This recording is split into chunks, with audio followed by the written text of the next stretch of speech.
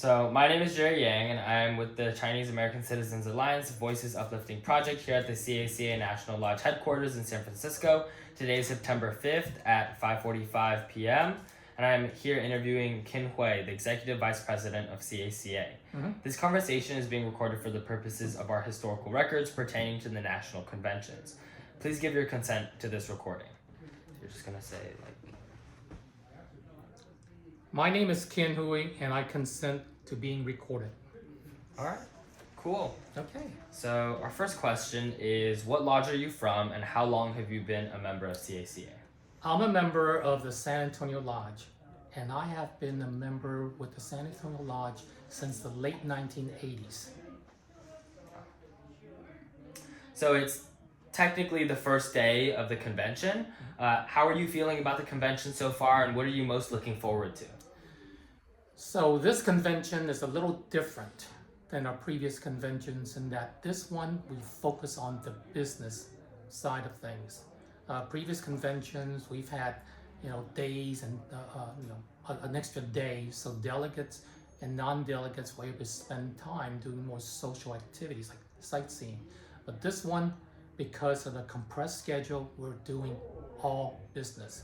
And I came in Thursday, and past President Davis Chin, he arranged the entire room, and when I walked in, it's like, wow, how awesome is this, right? Because you've heard it before, this building is historical, and when you breathe in the dust, it's not dust, my friend, it is historical artifacts you're breathing in.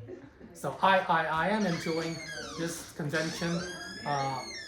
We were wondering ourselves how much participation we would get, but I am so pleased with seeing all the delegates from the different lodges come in person. Yes. So what feelings or memories come to mind when you think about your first C.A.C.A. convention? My first C.A.C.A. convention, I was a non-delegate, and I got to do all the social activities. And it wasn't until Chicago several years ago, no, it was Seattle several years ago, that I became a delegate. And I asked myself, why did I do this? Pay all this money to fly to a different city, pay all the money for hotel, and spend all day in a conference room arguing and discussing about different resolutions. So, but yeah, it takes a different mindset. And it's just as fun for me doing all the business sessions as it is to do all the social activities. That's nice, yeah.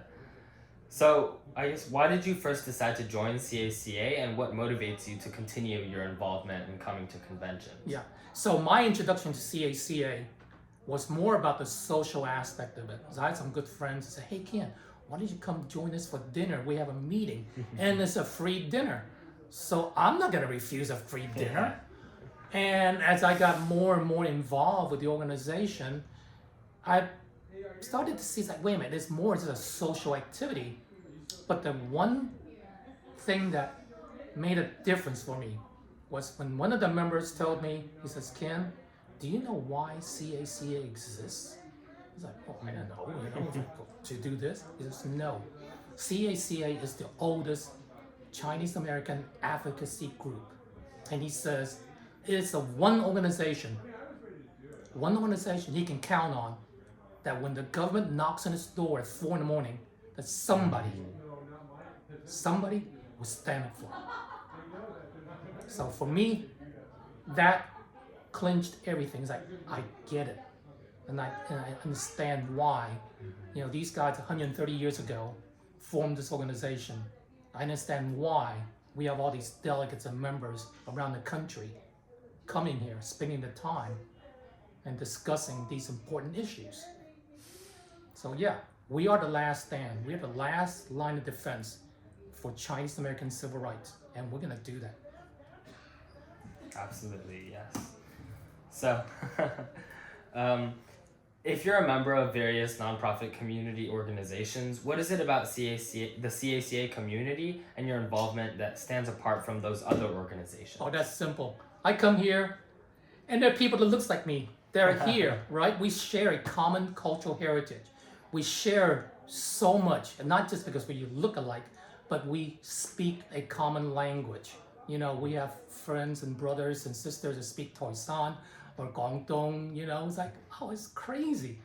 You know, so I just find that when I'm in this group, I'm with my own people.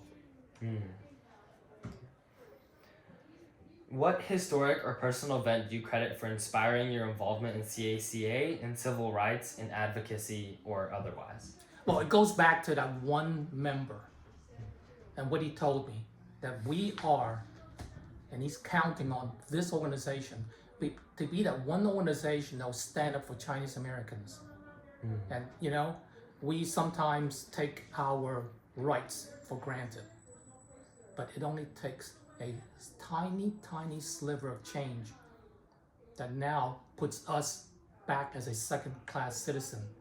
But again, this organization, with our people, our members around the country, we are the insurance policy to let that happen. So like you said, C.A.C.A is regarded as the oldest continuous civil rights and advocacy organization for Chinese Americans. And what do you credit for its longevity and sustainability, and how might you attract younger people to join? Okay, I'm gonna rephrase that question for you. We're not the oldest, we're the longest serving. And there's a big difference, right? You can be old and do nothing, or you can be the longest serving. Okay, so for this organization, we look at issues and we adjudicate issues. May I speak with you, please? Yeah, okay. The longest serving civil rights and advocacy organization for Chinese Americans, and what do you credit for its longevity and sustainability, and how might you attract younger people to join? Great question. We've had lots of discussions about that, right? You know, earlier, you know, we're known as the oldest. And I said, no, we're the longest serving, because there is a big difference, a big distinction in our mind, right? Why you think we have survived 130 years is because our actions are deliberate. And you look at our process that's built into our bylaws and the Constitution. It is we take very deliberate actions. We don't chase after the next bright, shiny object. Okay? We focus on our mission. And if you look at our mission statement, it's pretty darn long, right? But when you condense it down, there's really a couple of things: to practice and defend Chinese American citizenship, and to preserve Chinese American cultural heritage. Everything else that we have in that mission statement points back to these two. So we focus on our mission, and we do it with wisdom, and we do it with taking deliberate actions. Thank you. Yeah. And then finally, what advice? You asked for young people, right? Yeah. For young people, I mean, I'm 65, so I can't relate to young people. What I observe is that the young folks are really living in a time where everything is at the speed of light. Okay, everything has to be fast. Unfortunately, when you're chasing after bright, shiny objects very fast, you have a tendency to take your resources and expend it possibly not in the wisest way. So we would prefer to take a more deliberate route, so that, again, we have to be good stewards of our resources for our members. So, and that's why I'm saying, for young people, you may see us as going slow. It's not slow, right? And you've heard the term, smooth and slow is fast. And that's what we work towards. Got it. And then finally, what accomplishments of C.A.C.A are you most proud to have witnessed or been a part of? Well, today you heard past National President Ed Gore talked about the Congressional Gold Medal for our World War II veterans.